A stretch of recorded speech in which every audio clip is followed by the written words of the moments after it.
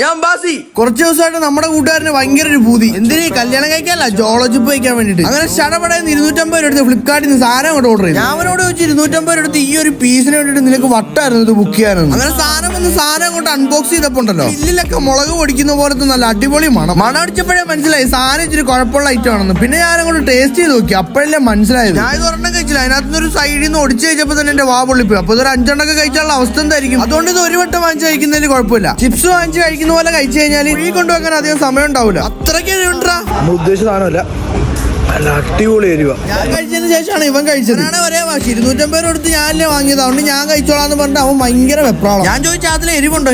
എരിവൊന്നുമില്ല, വെറുതെ 250 രൂപ പോയെന്ന്. A few moments later. എരിവുണ്ടോ? അപ്പതേ ഈ മുളകച്ചാർ കുറെ കൊടുത്തേ തിന്നു നോക്കട്ടെ.